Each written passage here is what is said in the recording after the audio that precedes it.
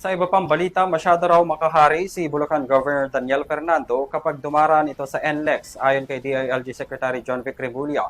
Kaugnay ito sa umano'y kinasasangkutan ng convoy ng gobernador kung saan naharas umano ang presidential son.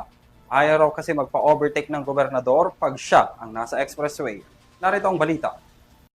Itinanggi ng Land Transportation Office o LTO na galing sa kanila ang show cause order na kumakalat ngayon online kaugnay sa driver at may-ari ng convoy ng mga sasakyang nasangkot sa road rage sa NLEX noong Sabado. Iniimbestigahan pa raw sa ngayon ang mga sakay ng naturang convoy at nakatakdang ilabas ang detalye sa mga susunod na araw. Sa isang press conference naman, kinumpirma ni DILG Secretary John Vic Remulla na nakausap niya si Bulacan Governor Daniel Fernando kaugnay sa naturang insidente pero tumangging idetalye ang kanilang pag-uusap. Okay. So, hindi po kayo nabigyan ng kahit briefer kung ano talaga? Lang, yung information lang, but it's not verified eh. Hindi ko pa yung verification na lahat. Pero is it yung presidential son talaga yung involved? You have to ask the LTO kung ano ang nangyari.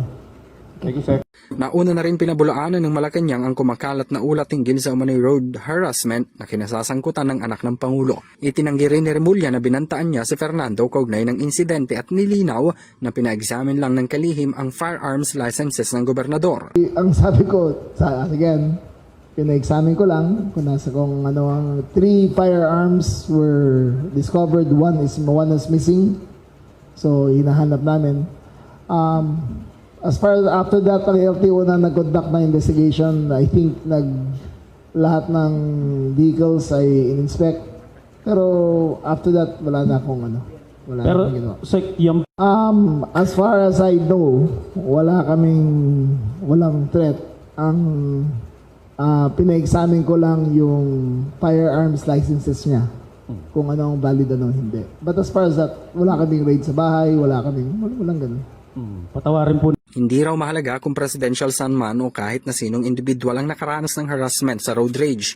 Pero nakaugalian na umano ni Fernando na sa tuwing bumabiyahe sa NLEX ay 4 na linya ang okupado at bawal ang mag-overtake. Marami na anyang nakarating sa kanilang reklamo kaugnay ng insidente at nagagalit umano ang gobernador kung may nag-overtake sa kanyang convoy.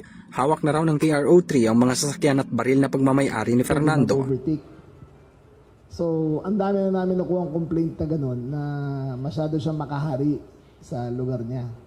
So, yung ganyan, ako 11 taon ako ng governor di ba? Samantala itinanggi naman ni Remulla na sangkot ang kanyang sasakyan kung saan sakay umano siya at nagwangwang para makadaan sa traffic. Gate ng kalihim wala siyang sasakyang gaya ng binabanggit sa viral post pero inamin na number 6 ang plaka ng kanyang mga sasakyan kung saan pare-parehong ini-issue sa mga cabinet secretary. Honest to God, wala akong black na Mercedes na kotse. So fake news yan. Aminado rin siya na gumagamit sila ng wangwang para makadaan sa mga traffic lalo na kung kailangang makarating kaagad sa mga pupuntahan ng kalihim. Para sa EuroTV News, ako si Henry V. Nicolas, sumasaludo sa bawat Pilipino.